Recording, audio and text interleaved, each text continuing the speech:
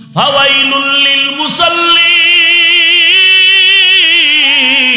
ওয়াইল নামক জাহান্নাম এত খারাপ। এর যুবক, যদি কেউ বলো রে বাবা পায়ে ধরলে আর নামাজ নিয়া মাওলারে ধোকা দিবা না, ও বাবা কয়দিন আর বাঁচবা? এখানে এমনও যুবক আছো অনেকে মা হারাইয়া বড় অসহায়, অনেকে বাবারে হারাইয়া এতিম হয়ে গেছো। ওই মা বাবায় তোমার সওয়াবের অপেক্ষায় আছে। 5 বেলার নামাজ পড়ে দোয়া করো মাওলার কাছে, মা বাবার জন্য দোয়া করো। এ যুবকেরা, নামাজটা পড়ো, সেজদায় গিয়া মাওলার কাছে দোয়া করিও। পিছনে যত অন্যায় করেছো 2 রাকাত তওবার নামাজ পড়বা। কি নামাজ? তওবার নামাজ। নিয়ম কি? আলহামদু সূরা পড়িয়া একটা সূরা অন্যটা পড়বা, 1 রাকাত দ্বিতীয় রাকাতে পড়িয়া। তবে 4টা সেজদা আছে 2 রাকাত নামাজে। প্রত্যেকটা সেজদার তাসবিহ শেষ হইলে 3 বার একটা শব্দ পড়বা, হৃদয়টারে নরম বানাইয়া সেজদায় তাসবিহ শেষ করিয়া সুবহানা রাব্বিয়াল আ'লা শেষ হলে 3 বার এই আওয়াজটা দিবা রবেরে, ইয়া রব্বি গফিরলি, ইয়া রব্বি গফিরলি, ইয়া রব্বি গফিরলি। ও রব আমারে মাফ করে দাও, ও রব আমারে মাফ করে দাও, ও রব আমারে মাফ করে দাও। আজকে আমারে মানুষ কত সম্মান করে, অথচ আমি কত বড় গুনাহগার। আমার গুনার কারণে হাত না পাক, আমার চোখ না পাক, আমার জিহ্বা না পাক, আমার অন্তর না পাক, আমার কান না পাক। আমার গুনার খবর আমার মা জানে না, আমার বাবায় জানে না। আমার অন্যায়ের খবর আমার ভাই বেরাদার বন্ধুরা জানে না। জানলে কেউ আমার এক মোহাব্বতের নজরে দেখতো না, সবাই ঘৃণা করতো। আমি আল্লাহর কাছে অপরাধী। আল্লাহর কাছে এইভাবে বিনয়ের সাথে বলতে থাকবা, আল্লাহ আমার মতো যুবক যদি জেনারেল লাইনে থাকিয়া নামাজ পড়তে পারে, কলেজে পড়তে পারে, নামাজ পড়িয়াও ব্যবসা করতে পারে, চাকরির ক্ষেত্রে নামাজ পড়তে পারে, ড্রাইভারি করতে গিয়াও নামাজ পড়তে পারে, আমি কেন পড়তে পারবো না? ও আল্লাহ তুমি আমাকে মাফ করে দাও, আর 1 বেলার নামাজও ছাড়বো না। ও আল্লাহ আমি মায়ের সাথে কত বেয়াদবি করেছি, আমি বাবার সাথে কত বেয়াদবিমূলক আচরণ করেছি। মাঝে মাঝে মায়ের সাথে এমন কথা বলছি, মা কষ্ট পাইয়া কান্না করেছেন, বাবায় কান্না করেছেন। ও সন্তানেরা, ওই মা বাবার সাথে যদি অপরাধ করে থাকো তাড়াতাড়ি গিয়া মাপ চাইও। মা বাবায় যদি মাপ করে দেয়, মাথায় হাত দিয়া দোয়া করে দেয়, কপাল খুলিয়া যাবে। ওলামায়ে কেরামের পাইলে হাতটা বাড়াইয়া দোয়া নিও, আর আল্লাহর কাছে তওবা করিও। ইন্না সলাতি ওয়া নুসুকি ওয়া মাহইয়ায়া ওয়া মামাতি লিল্লাহ ওয়া মামাতি লিল্লাহি রাব্বিল আলামিন। পয়গম্বর ইব্রাহিম নবী দোয়া করলেন, হে আল্লাহ আমার কুরবানি, আমার নামাজ, আমার বেঁচে থাকা, আমার মরে যাওয়া একমাত্র রব্বুল আলামিনের জন্য। আমি নামাজ পড়ি কার জন্য? আল্লাহকে সন্তুষ্টি করার জন্য। আমি কোরবানি করব তাও আল্লাহর জন্য। আমি বেঁচে আছি তাও আল্লাহর জন্য, মরে যাব তাও আল্লাহর জন্য। অর্থাৎ আল্লাহকে সন্তুষ্ট রেখে আমার সবকিছু। قال النبي صلى الله عليه وآله وسلم لا طاعة لمخلوق في معصية الخالق। পয়গম্বর বলেন, হে উম্মত, আল্লাহকে অসন্তুষ্ট করে, আল্লাহকে বেজার করে পৃথিবীর ভিন্ন কারো আদেশ নিষেধ গ্রহণ করা হারাম। আল্লাহকে বেজার করে মা বাবার কথা মেনে নেওয়া হারাম। আল্লাহকে অসন্তুষ্ট করে কোনো মুরব্বির কথাকে প্রাধান্য দেওয়া হারাম। দুনিয়ার সবাইকে বেজার করা সম্ভব, আল্লাহকে কখনো বেজার করা মুমিনের দ্বারা সম্ভব, কারণ আল্লাহ আমার আসল, ওর নবী আমার আসল, বাকি যারা আছে সবাই সাময়িক সময়ের জন্য আপন।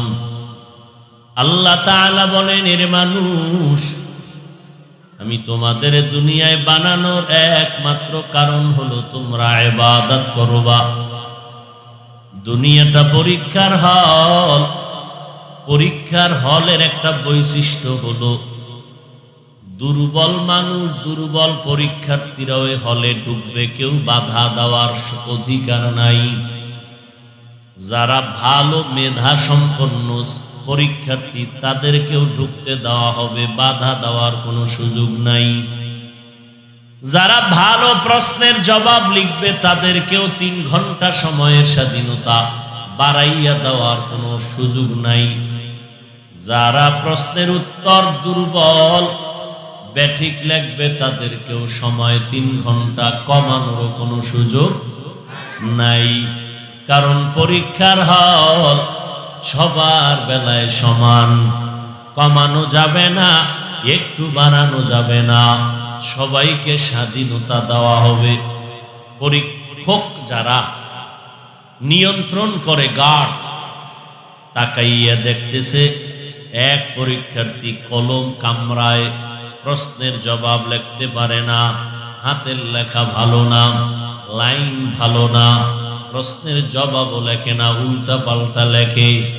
পরীক্ষক নিয়ন্ত্রণ যিনি করেন, দেখিয়া কিছু বলার অধিকার নাই, বাধা দেওয়ারও অধিকার নাই। কারণ পরীক্ষার হল, বাধা দিলে পরীক্ষার হলের মান থাকে না। দুনিয়াটা মুমিনের জন্য পরীক্ষার হল।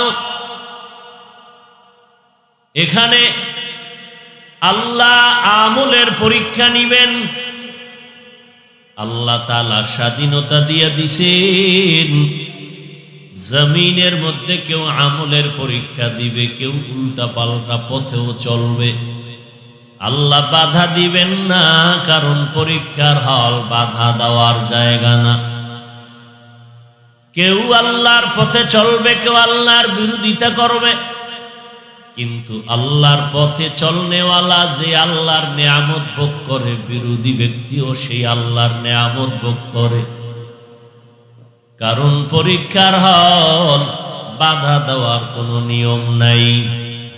তবে মানুষ, তুমি যদি সঠিকভাবে পরীক্ষার হলে থেকে পাশ করতে চাও, একা একা পারবা না, তোমার অন্যের সহযোগিতা লাগবে। সহযোগিতা লাগবে কেন? 1 নাম্বার কারণ হলো আমরা সৃষ্টিগতভাবে দুর্বল।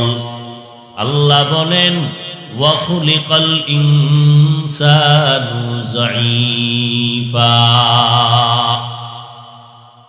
আমি মানব জাতিকে বড় দুর্বল করে সৃষ্টি করলাম। মানুষের মতো দুর্বল করে আমি কোনো প্রাণী বানাই নাই। একটা পিপিলিকার কাছেও মানুষ বড় দুর্বল, একটা মশার কাছেও মানুষ বড় দুর্বল। মানুষের মতো দুর্বল কোনো প্রাণী আল্লাহ বানান নাই। চলার বেলায় দুর্বল, খানার বেলায় দুর্বল, ঘুমের বেলায় দুর্বল, মেধার বেলায় দুর্বল, টাকার বেলায় দুর্বল। ও বান্দা, মানুষের মতো দুর্বল কোনো প্রাণী আল্লাহ বানান নাই। কিন্তু সম্মান সবার উপরে আল্লাহ দান করেছেন। মানুষের এত বেশি সম্মান আল্লাহ দান করেছেন, এমন সম্মান নূরের তৈরি ফেরেশতাকেও আল্লাহ দেন নাই, জিনেরও দেন নাই। মাটির সৃষ্টি মানুষকে আল্লাহ এত সম্মান দান করেছেন। ওয়ালাকাদ কাররামনা বানি আদম ওয়া হামালনাহুম ফিল বাররি ওয়াল বাহরি ওয়া রাযাকনাহুম মিনাত তাইয়্যিবাত ওয়া ফাদ্দালনাহুম আলা কাসীরিম মিম্মান খালাকনা তাফদীলা। আল্লাহ বলেন বনি আদম বড় দামি, বড় শ্রেষ্ঠ। বনি আদমের জন্য আল্লাহ পাক এত মর্যাদা রাখলেন।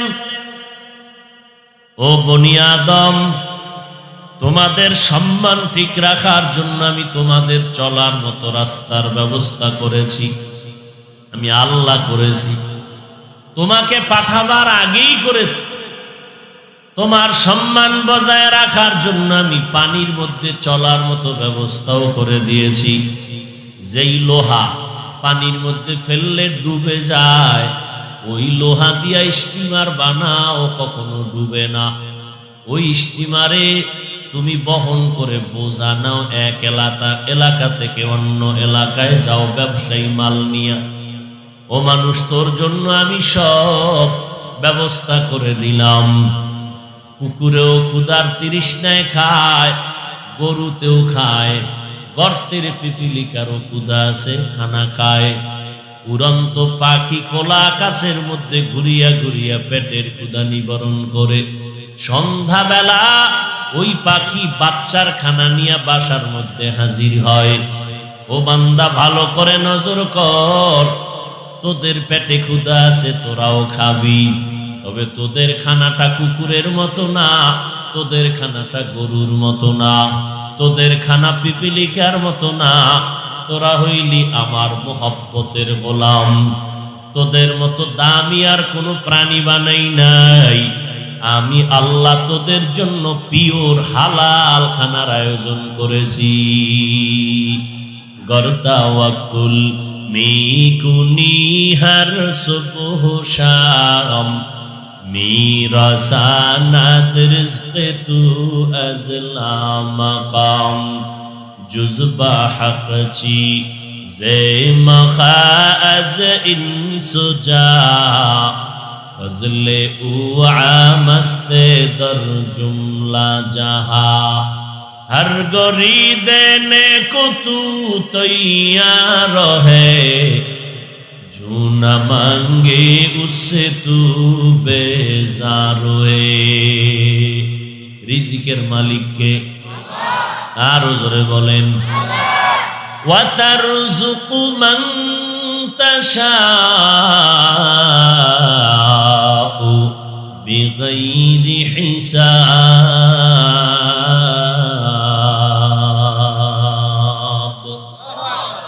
আল্লাহ তাআলা বেগয়রে হিসাব বনি আদমের জন্য পিওর খানার আয়োজন করলেন।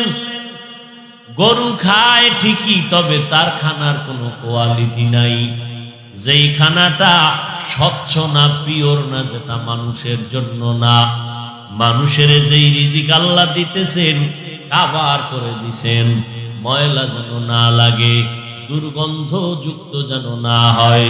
আল্লাহ তাআলা পিওর খানার আয়োজন করেছেন। ও বান্দা, পানি খাবি, নজর করে দেখ, জমিনের পানিও তোর জন্য শোভা পায় না, লবণাক্ত। বৃষ্টির পানিও তোর ভক্তি হয় না। জমিনে কোথাও যদি পিওর পানি না পাও, আমি তোর জন্য নারিকেল গাছে সুন্দর পানির আয়োজন করেছি। এই পানি গরুর জন্য বানাই নাই, অন্য কোনো প্রাণীকে আমি দেই নাই। হাড়া ভাঙ্গা রৌদ্র পরে এত গরম, কিন্তু নারিকেল গাছের ডাবের পানি গরম হয় না। কারণ আমি আল্লাহ ওই পানিটাকে কতটা কাভার দিয়া হেফাজত করেছি। আমি আল্লাহ পান করার জন্য না, ফেরেশতার জন্য বানাই নাই, জিনের জন্য বানাই নাই, আমার আদরের গোলাম বনি আদমের জন্য বানায়া দিলাম। আতিনা ফি দারে দুনিয়া না হাসান, আতিনা ফি দারে উকবা না হাসান, ইয়া গিয়াসাল মুস্তাগীসিন হদিনা লিফতিখারা বিল উলুমে ওয়াল গিনা। এত সুন্দর পিওর পানি। ও বান্দা, আর একটা পানি তোদের জন্য বানাইলাম, ওখানে গরু কখনো গিয়া পানি পান করবে না। সমুদ্রের পানিতে একটু সমস্যা হতে পারে, ভক্তি নাই পান করার। নদীর পানি পান করার ভক্তি নাও থাকতে পারে। মদিনাতুল মুনাওয়ারা থেকে 1.5 ঘন্টা গাড়ি চালাইয়া বদর যুদ্ধের ময়দানে যাবি। ওখানে আল্লাহর নবীর হাতের ছোঁয়া লাগানো একটা কূপ আছে, ওই কূপের পানি পান করবি, মিষ্টি খেজুরের মতো পানি লাগবে। সমস্ত দুনিয়ার বিজ্ঞানীরা শত সহস্রবার টেস্ট করিয়া ফলাফল বের করে দিল, জমিনের মধ্যে আল্লাহ তাআলা আমাদের জন্য এমন পিওর পানি দিছেন, জমজমের পানি। কি পানি? এমন পিওর পানি, সারা দুনিয়ার কোথাও এমন পিওর পানি নাই। যেই পানিটার বৈশিষ্ট্য তোমার পেটের ক্ষুধা লাগলে খানা ছাড়া নিবারণ হয় না, পিপাসাটা পানি ছাড়া নিবারণ হয় না। জমজমের পানিতে এমন বরকত আল্লাহ রেখেছেন।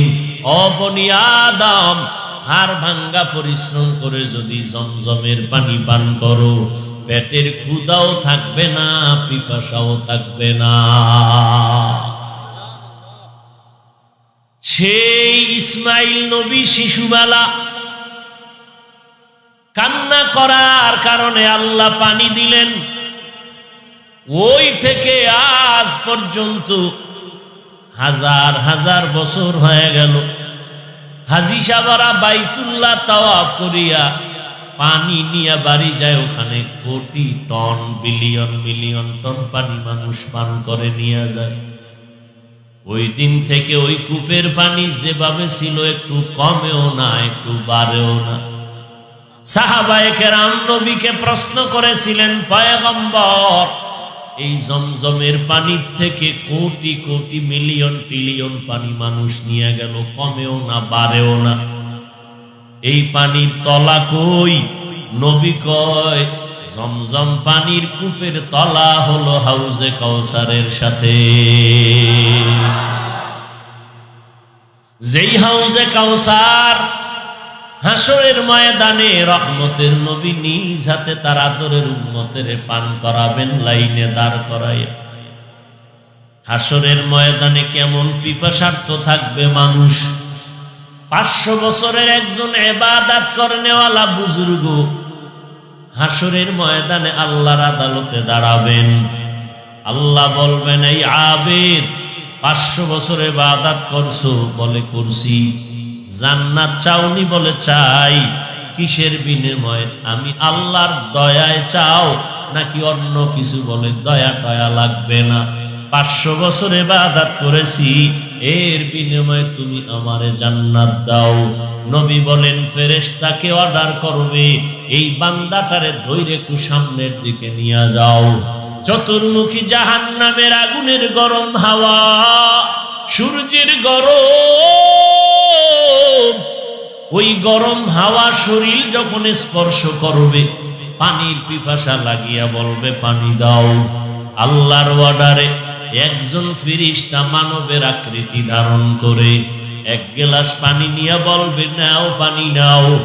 ওই 500 বছরের আবেদ বলবে, দাও। এমনে দিব না, কি চাও বিনিময়? বলে, আমার 1 গ্লাস পানির দাম হলো 500 বছরের ইবাদত।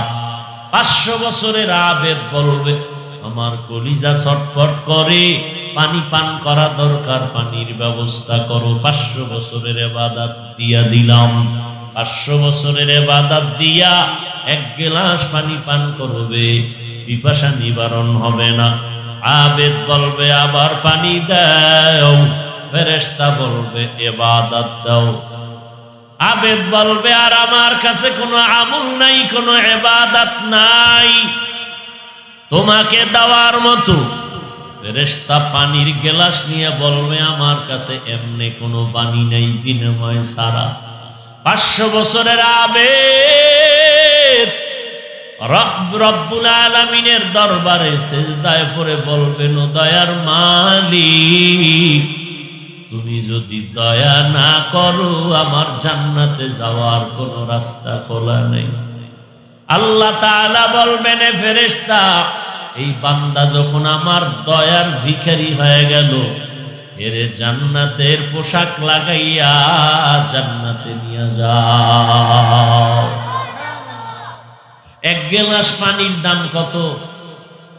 ও পাবলিক, কথা বলেন না কেন? 500 বছরের ইবাদত যদি হয় এক গ্লাস পানির দাম, এই জীবনে কত গ্লাস পানি অপচয় করেছো রে মুমিন? হাত ধুইতে তোমার আধা গ্লাস পানি লাগে না, তুমি 3 গ্লাস পানি নষ্ট করেছো। ও আল্লাহর বান্দারা, এই পানির কষ্ট, অনেকে অনেক মানুষকে পানির কষ্ট দেয়, নিজে আরামে পানি পান করে অন্যকে পানির রাস্তা বন্ধ করে দেয়। আছে না নাই? এক গ্লাস পানির দাম যদি 500 বছরের ইবাদত দিতে হয় রে গোলাম, এই জীবনে কত শত গ্লাস পানি পান করেছো? একটু হিসাব মিলাইয়া নাও, মাওলার কাছে কি জবাব দিবা? পালানোর কোনো সুযোগ নাই। আল্লাহ বলেন, রে গোলাম, দুনিয়াতে মানুষের মতো দুর্বল কোনো প্রাণী বানাই নাই, আবার এই মানুষের মতো আমি সম্মানের কোনো প্রাণীও বানাই নাই। ও দুর্বল মানুষ, ও দুর্বল মানুষ, সর্বোচ্চ সম্মানের শিখরে যদি তুমি নিজেকে স্থায়ী করতে চাও, একা একা পারবা না, অন্যের সহযোগিতা লাগবে। যেই বান্দা হাঁটতে দুর্বল, আর একজনের সাহায্য ছাড়া হাঁটতে পারে না, ঠিক নেই? ও বান্দা, তুমি তো সব সাইডে দুর্বল, খানার বেলায় দুর্বল, ঘুমের বেলায় দুর্বল, মেধার বেলায় দুর্বল, দুনিয়ার লাইনে তুমি দুর্বল, আখিরাতের লাইনে তুমি দুর্বল, ধর্মীয় লাইনে তুমি দুর্বল। কোরআন শরীফ পড়তে পারো না, কোরআনের তরজমা জানো না, কোরআনের ব্যাখ্যা জানো না, জীবনে কোনটা হালাল কোনটা হারাম বলতে পারো না, কোনটা জায়েজ কোনটা না জায়েজ বলতে পারো না, কোনটা বৈধ কোনটা অবৈধ বলতে পারো না। এমতো অবস্থায় তোমার জীবনকে যদি সুন্দরভাবে সাজাতে চাও, একা একা পারবা না, অন্যের সহযোগিতা লাগবে। এজন্য আল্লাহ বলেন, ইয়া আইয়ুহাল্লাযীনা আমানুস্তাঈনু বিস-সাবরি ওয়াস-সালাহ ইন্নাল্লাহা মা'আস-সাবিরিন। আল্লাহ মুমিনকে বলেন, সাহায্য চা, সাহায্য ছাড়া চলতে পারবি না, তবে সাহায্য কার থেকে নিবা এটাও নির্দিষ্ট করে নাও। সাহায্য তোমার লাগবেই, না হয় চলতে পারবা না। আমি হাফিজুর রহমান এই চেয়ার পর্যন্ত আসতে কত সাহায্য লাগছে। 1 নাম্বার আমার আব্বার সাহায্য লাগছে, আমার আম্মা জানের সহযোগিতা লাগছে। ধর্মীয় কথা বলার পেছনে কত শত আলেমের সহযোগিতা লাগছে এবং কত বুজুর্গদের দোয়া লাগছে, না হয় এখানে আসতে পারতাম না। সর্বোপরি আমার মাওলার দয়া ছাড়া উপায় ছিল না। আমার আল্লাহ যদি দয়া না করতেন, এখানে কথা বলার শক্তি হতো না। এরে আল্লাহর গোলাম, এই জন্যই তো সাহায্য লাগবেই ফাইনাল। তবে সাহায্যটা কার থেকে নিবা? এমন একজন থেকে সাহায্য নিবা যার মধ্যে 3টা দুর্বলতা নাই। কয়টা? 3টা। 1 নাম্বার, যার ভেতরে স্বার্থ নাই। 2 নাম্বার, যার মধ্যে কোনো পিছু টান নাই, যার মধ্যে কোনো অভাব নাই। দুনিয়াতে নজর করে দেখবা, অভাব ছাড়া কোনো মানুষ নাই। বরং আমি এভাবে বলি, যার টাকা যত বেশি সে তত বড় অভাবী, ঠিক নি? বুঝাবার টাইম নাই। যে যত টাকাওয়ালা তার অভাব তত বড়। গরিব মানুষ রিক্সাওয়ালা, রিক্সা চলে না, হাইটা চলে যায় 5 কিলোমিটার। টাকাওয়ালা 10 কদম হাঁটতে পারে না, হাঁপাইয়া যায়, ঠিক নি? ওই নিজের জামায় ময়লা লাগছে, রিক্সাওয়ালা নিজেরটা নিজে ধুইয়া নিল, বড় লোক নিজের জামা নিজে ধুইতে পারে না, পারে? নিজের বাথরুমটাও পরিষ্কার করে আর একজন, খানার প্লেট পরিষ্কার করে দেয় আর একজন। গরিবেরা যদি বড় লোকের কাজ করে না দেয়, সব পুষ্টি শুদ্ধ বড় লোকেরা পঙ্গু হয়ে ঘরে বসে থাকবে এবং 5 তলা বিল্ডিং গোয়াল ঘর হয়ে থাকবে। গরিবেরা গিয়া মুইসা দিলে না পরিষ্কার হয়, কথা ঠিক না? গরিবেরা রান্না করে দিলে বড়রা খায়, কিন্তু পদে পদে জুলুম করে বড় লোকেরা গরিবের সাথে। অথচ নবী বলছেন, এই গরিবেরা সাবধান, ধনী লোকের 500 বছর আগে গরিবেরা জান্নাতে যাবা। কয়শো বছর? ধনী লোকের 500 বছর আগে, বড় লোকের 500 বছর আগে গরিবেরা জান্নাতে যাবে। কোন গরিব যে দাড়ি কাটে, বিড়ি টানে? হ্যাঁ,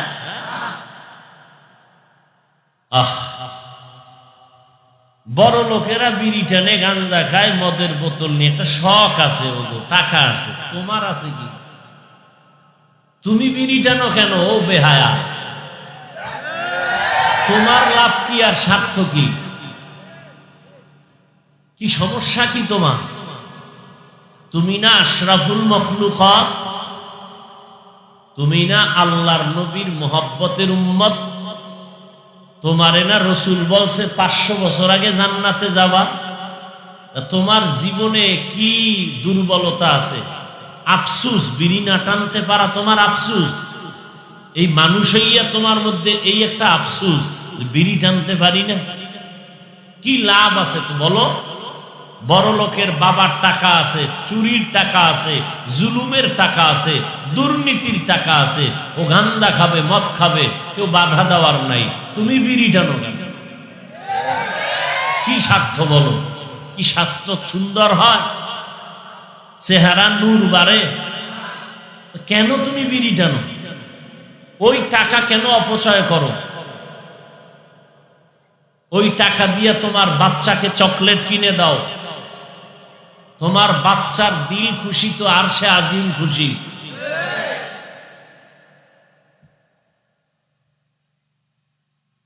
হ্যাঁ, টাকাওয়ালা যার যত টাকা বেশি তার অভাব বেশি। দুনিয়াতে এমন একটা মানুষ নাই যার কোনো অভাব নাই। আমি বলছিলাম সাহায্য নিতে হবে এমন একজন থেকে যার মধ্যে কোন 3টা দুর্বলতা নাই, স্বার্থ নাই, অভাব নাই, পিছনে টান নাই। জমিনে এমন একজন মানুষ পাবেন না, যত বড় বিশ্বাস বলেন, ভিতরে ভিতরে মুরিদেরটা খাওয়ার জন্য দোয়া ইউজ করে। কথা বল না কেন? বহু বিশ্বাস মুরিদের হাদিয়া খাইয়া নিয়া এরপরে 10 তলা বিল্ডিং এ ঘুমায়, মুরিদের কোনো খবর নেয় না। দুনিয়াতে স্বার্থ ছাড়া কোনো মানুষ, সব স্বার্থপর। দুনিয়াতে 2জন মানুষ আমি খুঁজা পাইছি কোনো স্বার্থ নাই। একজন হলেন আমার আব্বা জান, আর একজন হলেন আমার আম্মা জান। আপনি কি পাইছেন? বউ, স্বার্থ নাই। কথা কন না কেন? বউর স্বার্থ নাই। হ্যাঁ, অসুস্থ হইলে বউ খুশি, যে অসুস্থ হইয়া তুমি মরে যাও। কয়জন বউ আল্লাহর কাছে দোয়া করে, আল্লাহ স্বামীকে সুস্থ বানাও। নাই যে তা না, জাতের মাইয়া বহু আছে।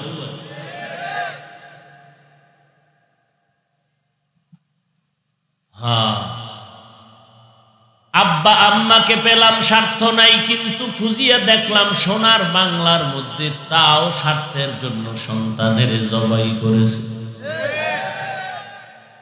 কত মা বাবা সন্তানকে হত্যা করে, কত সন্তান স্বার্থের কারণে মা বাবাকে জবাই করে। এরে আল্লাহর গোলাম, মোবাইলের তাড়নায় বইরা ফুটন্ত গোলাপের মতো সন্তানের লাথি মাইরা মা হিজরত করে আর এক সন্তানের কাছে চলে যায়, আর একটা যুবকের কাছে চলে যায়, না হয় বৃদ্ধ লোকের কাছে চলে যায়। একটা উসুল মূলনীতি মনে রাখবেন, আল্লাহ যদি কাউকে দয়া কইরা ভালো একটা বউ দেয়, এটা একটা নিয়ামত। এটা কি? এটা পাইয়া যদি কোনো কুত্তা মানুষরূপী জানোয়ার শুকর আদায় না করে, ও যদি বলে না আরো চাই, বলো যত চাইবে যত আগাইবে ওর তত ধ্বংসর রাস্তা ক্লিয়ার হবে।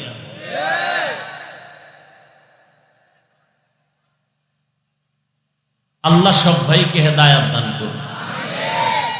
ভাইরা আমার, চতুর্মুখী জর্জরিত বিপদ। কত পুরুষেরা বউয়ের কারণে গামছা চোখে বেঁধে ধরে ঘরের দরজা লাগায় কান্না করে। বউয়ের মধ্যে আমানতদারি নাই, স্বামীর মাল ডান বাম করে, স্বামীর মালের আমানত রক্ষা করে না, স্বামীর ইজ্জত হেফাজত করে না, স্বামীর টাকা অন্যদিকে ব্যয় করে। যা যা বলতেছে উদাহরণ কি ইন্ডিয়া যাইতে ২৫০০ অভাব আছেন কি? স্বামী টাকা দেয়, স্ত্রী অন্যদের পেছনে গুনাহের কাজে ব্যয় করে, আছে না নাই? তাহলে এখানে বউ দিয়া স্বামী কষ্টে আছে। আবার অনেক ঘরে স্ত্রী ভালো জাতের মাইয়া, স্বামী জীবনে একটা এই মূলনীতির উপরে ঘরে আইসা স্বামীর গালি মারপিট খাইয়াও ঘর ছাড়ে না, কষ্ট করে সংসার চালায়। কিন্তু নিমুখ হারাম কিছু পুরুষ গোপনে গোপনে মোবাইলে আমানতের খেয়ানত করে, আছে না নাই? তাহলে এই ঘরে স্ত্রী জিম্মি, স্ত্রী গোপনে গোপনে আল্লাহর কাছে কান্না করে। শান্তি নাই, স্বার্থ ছাড়া মানুষ নাই, অভাব ছাড়া কোনো মানুষ নাই। ও যুবক, ও পুরুষের দলেরা, আল্লাহর দেওয়া আমানত রক্ষা করো। ভালো একটা স্ত্রী পেয়েছ, আমানত আল্লাহর নিয়ামত, শুকর আদায় করো, তার হক আদায় করো, তার চরিত্রের উপরে আঘাত দিও না, তার পাওনা তুমি আর একজনকে দিও না, এটা আমানতের খেয়ানত। পর্দার আড়ালের আম্মা জানেরা, আল্লাহ স্বামীর ঘরে নিয়ে আসছেন। ও আম্মা জান, আমি পরশুদিন কিতাবের মধ্যে দেখলাম, আগেও জানি, তবে দুই একটা পয়েন্ট এগুলো স্মরণ হয় কিতাব পড়লে। আদম নবীর পাজরের হাড় থেকে আমার আল্লাহ আম্মা জান হাওয়া আলাইহিস সালামকে বানাইছেন জান্নাতের ভেতরে, আসমানের মধ্যে। ও নবীর উম্মত আম্মা জানেরা, আদম নবী ঘুমের মধ্যে ছিলেন, ঘুম থেকে উঠা দেখে একটা বিশ্ব সুন্দরী পাশে বয়ে রয়েছে। জিজ্ঞাস করলো, মান আনতা, তুমি কে? আমি একটা নারী। তুমি কেন, কোথা থেকে আসছো? আমারে রব আমারে বানাইছেন। বলে কেন বানাইছেন? কয় তোমার শান্তির জন্য। ভালো করে এই মূলনীতি মনে রাখবা, দুনিয়াতে নারী আল্লাহ বানাইছেন স্বামীর হার থেকে না বাবার থেকে। কার থেকে? স্বামীর থেকে। কেন? স্বামীর আরামের জন্য, স্বামীর আরামের জন্য। স্বামী কত কষ্ট করে টাকা অর্জন করে, কামাই করে, রাত্র নাই, দিন নাই, রৌদ্র নাই, বৃষ্টি নাই, মানুষের সাথে ঝগড়া কইরা কত কষ্ট করে টাকা কামাই করে ঘরে আসে। ও আম্মা জান, স্বামীর অল্প টাকাও বরকত হবে। মা, তুমি যদি ওই টাকা আমানত রক্ষা করে চলো, নামাজ পড়ো, আল্লাহর কাছে দোয়া করো, আল্লাহ যদি সন্তান দেয় সন্তানের হক আদায় করো, দেখবা দুনিয়াটা ফুলের বাগান হয়ে গেছে। মরতে দেরি, জান্নাতে যাইতে দেরি হবে না। দোষ কি একদিকে না সব দিক? পুরুষেরও আছে, নারীরও আছে, সবাইকেই সংশোধন হওয়া দরকার। তাহলে দুনিয়াতে আমি যার থেকে একটু হাত বাড়াবো তাকেই দেখি তিনি স্বার্থপর। আমার এত আপন বন্ধু, স্বার্থে আঘাত লাগছে তো মোবাইলটা বন্ধ করে ফেলেছে, ঠিক নেই? এই তোমার বন্ধু, মোবাইলটা বন্ধ তাহলে বোঝা গেল দুনিয়াতে স্বার্থ ছাড়া কেউ নাই। আল্লাহ ডাক দিয়া কয়, রে গোলাম, স্বার্থ নাই, অভাব নাই, পেছনে টান নাই, একমাত্র যাকে পাবি তিনি হলেন আমার আল্লাহ। আল্লাহর কোনো অভাব। ইয়া আইয়ুহান নাস আনতুমুল ফুকারাউ ইলাল্লাহ ওয়াল্লাহু হুয়াল গানিয়্যুল হামিদ।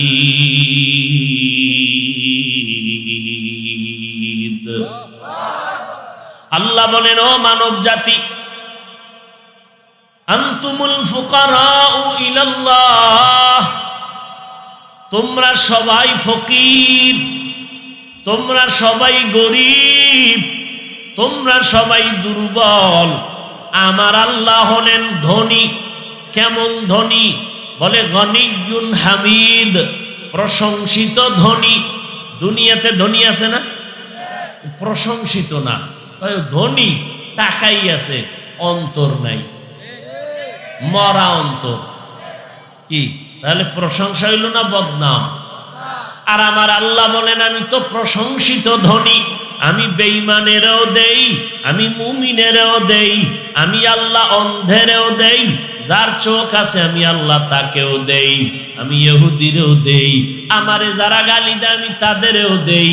আমি আল্লাহ মুমিনকে যেই গাছের ফল খাওয়ার স্বাধীনতা দিলাম, আমি বেঈমানকেও সেই গাছের ফল খাওয়ার স্বাধীনতা দিলাম। আমি আল্লাহ আমার মহব্বতের মুমিনদের যেই নদীর মাছ খাওয়ার স্বাধীনতা দিলাম, আমি আল্লাহ ওই নদীর মাছ খাওয়ার স্বাধীনতা বেঈমানেরও দিলাম। আমি প্রশংসিত ধনী, আমার কোনো অভাব নাই, আমার কোনো পেছনে টান নাই, আমার মধ্যে কোনো স্বার্থ নাই। আমার যদি স্বার্থ থাকতো, আমারে যারা গালি দেয় ওদের ঘুমের মধ্যে পাড়াইয়া মাইরা ফালাইতাম, বরং আমি মারি না।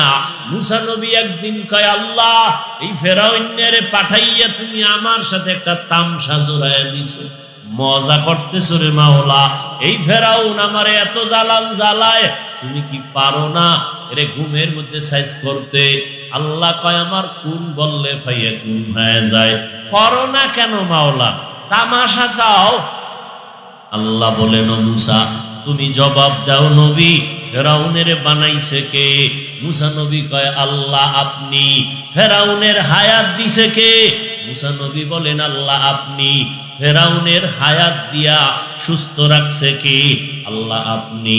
আমার দেওয়া বাতাস, আমার দেওয়া পানি, আমার দেওয়া সূর্যের আলো, আমার দেওয়া খানা, আমার দেওয়া ক্ষমতা, আমার দেওয়া টাকা পয়সা, বাড়ি গাড়ি, আমার দেওয়া সম্পদ সব ফেরাউন না পাইয়া, ও মুসা, ওই ফেরাউন আমি আল্লাহকে গালি দেয়, আমি আল্লাহকে ছাড়ে না, আমি আল্লাহর বিরোধিতা করে। যেই ফেরাউন না আমার টাকা পাইয়া, আমার গাড়ি পাইয়া, বাড়ি পাইয়া, আমার সম্পদ, আমার সূর্যের আলো সব খাইয়া আমার বিরোধিতা করে, ওই বেঈমান মুসা তোমার বিরোধিতা করা কোনো আশ্চর্য কিছু না। ঠিক নি? আল্লাহর জমিন ব্যবহার করে, আল্লাহর দেওয়া পানি পান করে, আল্লাহর দেওয়া বাতাস ভোগ করিয়া এই সোনার বাংলায় যেই চান্দুরা আল্লাহর বিরোধিতা করে, নামাজ পড়ে না, পর্দা করে না, হালাল খায় না, নবীর বিরোধিতা করে, সুন্নতের জবাই করে, এমন নেমো হারামের দলেরা আলেম ওলামা ইমামদের বিরোধিতা করা কোনো ব্যাপার না। এই যেই বেঈমান আল্লাহরে গালি দেয়, ও আলেমকে গালি দেওয়া কিছু? বলেন না কেন কিছু? আশ্চর্য হওয়ার কিছু নাই। আল্লাহ কয়, আমি ধরি না কেন? আমি হলাম তো প্রশংসিত ধনী, আমার কোনো অভাব নাই। পরীক্ষার হলে যা যারে দরকার দিয়া দিলাম, কিন্তু টের পাবি যেদিন আজরাইল আইসা রূহটারে ধরিয়েই ফেলবে। আমি আল্লাহ তোদের জন্য দুইটা জায়গা বানায় রাখছি, একটা জেলখানা আর একটা বালাখানা। যারা আমার বাধ্যগত গোলাম আমি তাদের জন্য বালাখানা বানায় রাখছি। যারা আমার নিয়ামত খাইয়া বিরোধিতা করবি তোদের জন্য সরকারের মতো জেলখানা বানায় রাখছি। ও দুনিয়ার মানুষ, সাহায্য ছাড়া চলা যাবে না, সাহায্য তো চাইতেই হবে। কার কাছে চাবো? যার অভাব নাই, স্বার্থ নাই, তিনি কে? আল্লাহর কাছে সাহায্য। আচ্ছা, আমার নবীজির থেকে দামি কোন পীর, কোন বুজুর্গ, কোন চেয়ারম্যান, কোন মন্ত্রী, কোন নবী, কোন রসুল? এই যুবকেরা মুখস্থ কর, আমার নবীর থেকে কোন বড় পীর? সবাই একমত? বল, আমার নবীর জীবনে কিছু প্রয়োজন হইতো কি হইতো না? কার কাছে চাইতেন? আমার নবী যদি আল্লাহর কাছে চাইতে পারেন, ওই নবীর উম্মত হইয়া কেন মাজারে হাত বিছাও বলো? এ নিমক হারাম ও বেহায়া, আল্লাহর কাছে চাইতে কি তোমার লজ্জা হয়? যদি বলো তাই তো আল্লাহর জমিন ছেড়ে পালায়া যা। আল্লাহর দেওয়া পানি আর পান করবি না, তোর আব্বানে পানি দিতে বল। আল্লাহর দেওয়া গাছের ফল খাবি না, নিজে বানাইয়া খা। আমার নবী যদি আল্লাহর কাছে চাইতে পারেন, তোমার চাইতে কেন অসুবিধা হয় বাবা? ওই আল্লাহর কাছে চাও। এক চালাক বাঙালি কয় জীবনে কম চাইলাম না, আল্লাহ তো দেয় না, এই জন্য রাগ কইরা আর চাই না। আল্লাহ কয় চাওয়াটা চাওয়ার মতো হতে হবে। একটা নিয়ম আছে না? কি নিয়ম? চেয়ারম্যান সাহেব আমারে 50,000 টাকা দিবেন, আমার এলাকায় গরিব আছে 10 ফ্যামিলি, চেয়ারম্যান দিবে, দিবে না? দিবে না? নিয়ম আসেনি? কি নিয়ম? চেয়ারম্যানের গাইয়া কলারটা ধরবেন, কি ধৈরেই বলবেন, এই মিয়া আমার ভোটে তুমি চেয়ারম্যান হইছো। কয় ঠিক আছে। কয় এখন 50,000 টাকা দাও। চেয়ারম্যান বলবে এটা কি দান না চান্দা? এটা দান না চান্দা? আদব না বেয়াদবি? চেয়ারম্যান তোমারে এত মহব্বত করে, তুমিও ভোট দিছো, কিন্তু চেয়ারম্যান কয় বেয়াদবি করা যাবে না, অ্যাপ্লিকেশন লেখো, চেয়ারম্যান বরাবর দরখাস্ত দাও। চেয়ারম্যান ওটাকে সাইন করে দিবে। এরপরে তার পিএস এর মাধ্যমে, চৌকিদারের মাধ্যমে, মেম্বারদের মাধ্যমে বরাদ্দটা এলাকায় যাবে, লিস্টি ধরে ধরে দিয়ে দিবে। আল্লাহ কয় রে বান্দা, আমি আল্লাহ দেওয়ার জন্য রেডি। আমার মাইয়া বলা নাই যে ওগো দিয়া তো দেওয়ার মতো কিছু নাই, আমার তো কিছুই নাই, আমার আদরের বানাইছি বড় গোলাম, আমার কেউ নাই, আমি মোহাব্বত করে মানুষ বানাইছি, আমি আল্লাহ তোমারে দেওয়ার জন্য রেডি। কেমন রেডি? প্রত্যেক দিন রাতের আধারে শেষ ভাগে আমি প্রথম আসমানে আসি, যার যা দরকার চাও আমি দিতে রেডি। আল্লাহ প্রথম আসমানে দিতে আসেন। তুমি তো চাও না, চাইলে তো ঘুম বাদ দিয়া উঠে বলতে আল্লাহ আমার মাইয়া লাগবে দাও, আমার ছেলে সন্তান লাগবে দাও, আমার দোকানে ব্যবসা হয় না ব্যবসায় বরকত দাও, আমার ঘরে আমার বাচ্চা অসুস্থ তুমি সুস্থ করে দাও। আল্লাহকে আমি দেওয়ার জন্য ভোর রাত্রে আসছি, তুই ঘুমায়া রইছো। আসলে তুই চাই চাই বলো, আসলে তুই চাও না, তোর দরকার নাই। চাইলে তুইটা আমার হাজিরা দিতি, আমি দিতাম। এরে নবীর উম্মতের দল, আল্লাহ বলেন চাওয়ার মতো চাইলে পাইবি 1 সেকেন্ডে। বলে আল্লাহ কেমনে চাইলে চাওয়ার মতো হবে? আল্লাহ আয়াতে বলেন 2 জিনিসের মাধ্যমে চাবি। 1 নম্বরে ধৈর্য, 2 নম্বরে নামাজ। তোমার মধ্যে ধৈর্য নাই, নামাজও নাই, 5 ওয়াক্ত নামাজ পড়ো না, যাও পড়ো মানুষকে দেখানোর জন্য। জুমার দিন মসজিদে যাও, কালকে জুমা নি, জুমার সময় মসজিদ ভরপুর, ছাদে জায়গা নাই, রাস্তা ভরা মানুষ আর মানুষ, মানুষের পায়ের উপরে মানুষে সেজদা দেয়, এত জাগার সংকট। মসজিদ 1 তলা থেকে 2 তলা। কমিটি কয় টাকা আরো দাও, যেই পরিমাণ ফেরেশতা বাড়তেছে জায়গায় হয় না। এই মানুষগুলো কোথার থেকে আসছে? সব আফ্রিকার জঙ্গল থেকে আইছে। কোথার থেকে আসছে?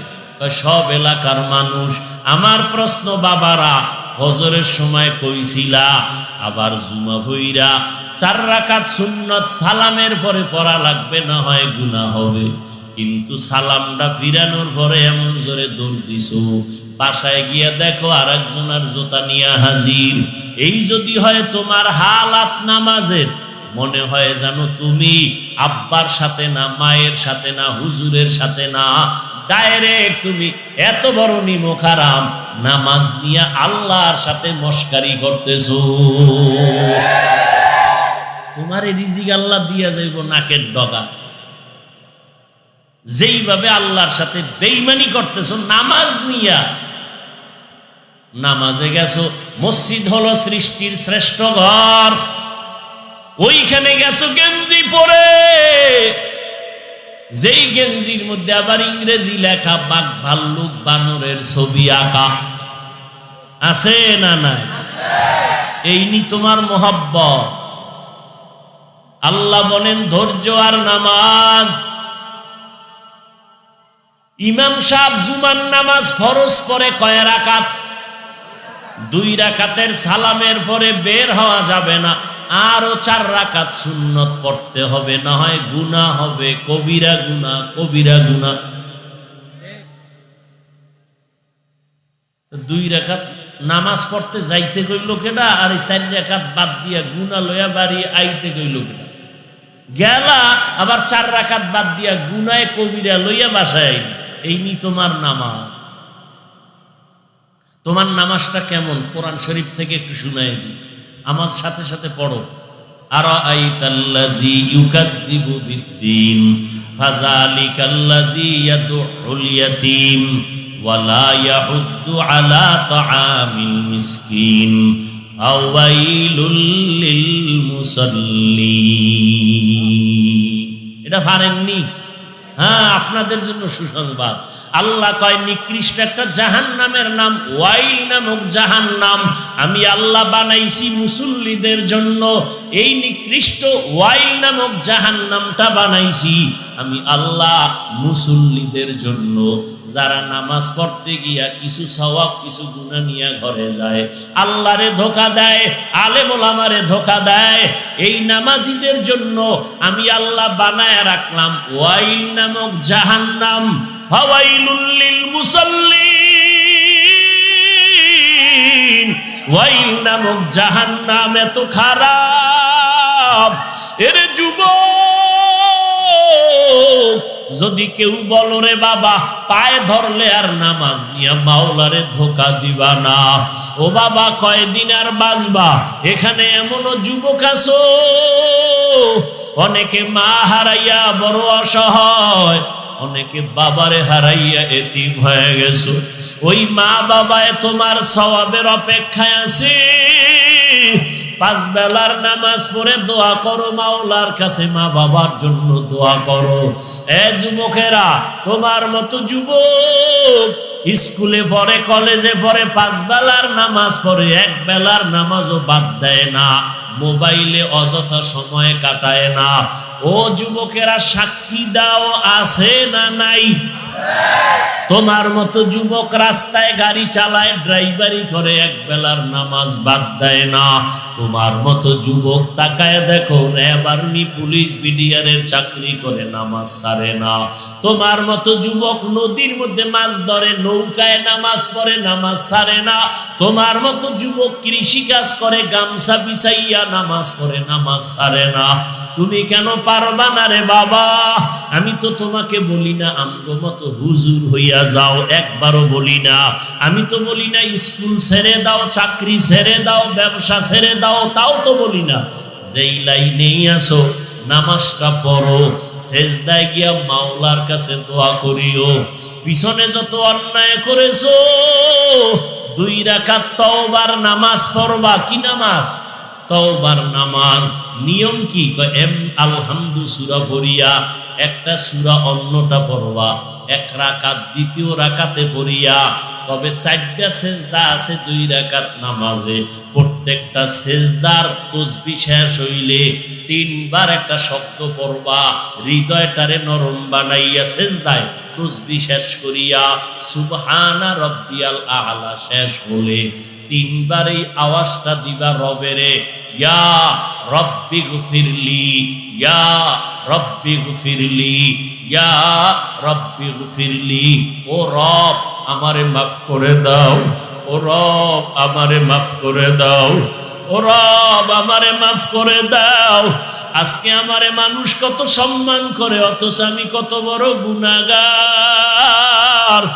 আমার গুনার কারণে হাত না পাক, আমার চোখ না পাক, আমার জিহ্বা না পাক, আমার অন্তর না পাক, আমার কান না পাক। আমার গুনার খবর আমার মা জানে না, আমার বাবাই জানে না। আমার অন্যায়ের খবর আমার ভাই বেরাদার বন্ধুরা জানে না। জানলে কেউ আমার এক মোহাব্বতের নজরে দেখতো না, সবাই ঘৃণা করত। আমি আল্লাহর কাছে অপরাধী। আল্লাহর কাছে এইভাবে বিনয়ের সাথে বলতে থাকবা, আল্লাহ আমার মতো যুবক যদি জেনারেল লাইনে থাকিয়া নামাজ পড়তে পারে, কলেজে পড়তে পারে, নামাজ পড়িয়াও ব্যবসা করতে পারে, চাকরির ক্ষেত্রে নামাজ পড়তে পারে, ড্রাইভারি করতে গিয়াও নামাজ পড়তে পারে, আমি কেন পড়তে পারবো না? ও আল্লাহ তুমি আমাকে মাফ করে দাও, আর এক বেলার নামাজও ছাড়বো না। ও আল্লাহ আমি মায়ের সাথে কত বেয়াদবি করেছি, আমি বাবার সাথে কত বেয়াদবিমূলক আচরণ করেছি। মাঝে মাঝে মায়ের সাথে এমন কথা বলছি, মা কষ্ট পাইয়া কান্না করেছেন, বাবায় কান্না করেছেন। ও সন্তানেরা, ওই মা বাবার সাথে যদি অপরাধ করে থাকো তাড়াতাড়ি গিয়া মাপ চাইও। মা বাবায় যদি মাপ করে দেয়, মাথায় হাত দিয়া দোয়া করে দেয়, কপাল খুলিয়া যাবে। ওলামায়ে কেরামের পাইলে হাতটা বাড়াইয়া দোয়া নিও, আর আল্লাহর কাছে তওবা করিও, আর বলিও আল্লাহ আজকে থেকে তওবা করলাম, আর গুনাহ করব না, নামাজ ছাড়ব না, বেপরদায় চলবো না, মা বাবাকে কষ্ট দিব না, ওলামায়ে কেরামের বিরোধিতা করব না। ও পর্দার আড়ালের আম্মা জানেরা, আপনার মতো কত মা 5 ওয়াক্ত নামাজি, তাহাজ্জুদওয়ালা, স্বামীর খেদমত করে, স্বামীর মাল হেফাজত করে, অভাব নাই। আপনি কেন পারেন না? ও যুবতী বোনেরা, আপনাদের মতো কত বোন পর্দা করে, স্কুল কলেজে পড়ে, 5 ওয়াক্ত নামাজ পড়ে, মোবাইলে সময় নষ্ট করে না। আপনাদের মধ্যে অনেক বোনেরা আছে, আপনারা কেন পারবেন না? মোবাইলের মাধ্যমে গুনাহ করবেন না, অন্যের সাথে কথা বলে আল্লাহকে বেজার করবেন না, জবানের গুনাহ থেকে তওবা করবেন, চোখের গুনাহ থেকে তওবা করবেন, হাতের গুনাহ থেকে তওবা করবেন, আর আল্লাহকে বলবেন, আল্লাহ আমি বড় দুর্বল, শয়তানের ধোঁকায় পড়ে আছি, আপনি যদি আমাকে সাহায্য না করেন আমি মজবুত হয়ে চলতে পারবো না। ও আল্লাহ, শয়তানের ধোঁকায় তুমি আমাকে হেফাজত করো, শয়তানের মোকাবেলায় বিজয় দান করো। ও আল্লাহ, আমরা তওবার নিয়ত করে ফেললাম, নবীর তরিকায় চলবো, আর দাড়ি কাটবো না। ও বৃদ্ধ বাবাজিরা, আপনার মতো কত বুড়া মানুষ হাঁটতে পারে না, তারপর লাঠি নিয়া কষ্ট করে করে মসজিদে গিয়া 5 বেলার নামাজ পড়ে। আপনি মুরব্বী কেন পারবেন না? আল্লাহর কোরআনটাকে মিথ্যা মনে করবেন না, নবীজির কথা মিথ্যা মনে করবেন না। গুনাহগারের জন্য জাহান্নাম কোরআনে আছে, মিথ্যা মনে করবেন না। নেক আমলওয়ালার জন্য জান্নাত কোরআনের আয়াত, মিথ্যা মনে করে নিজেকে ধ্বংস করবেন না। আল্লাহর কাছে তওবার নিয়ত যদি থাকে, গলায় ছুরি আসলে মরে যাবেন, আর আল্লাহর বিরুদ্ধে যাবেন না, নবীর তরিকার বাইরে চলবেন না। তওবার নিয়ত যাদের আছে, দুটো হাত আমার আল্লাহকে দেখায় দাও। আয় আল্লাহ, হাতগুলো কবুল করে নেন, তওবা কবুল করে নেন, তওবার উপরে মজবুত হইয়া চলার মতো তৌফিক দান করেন, আমিন।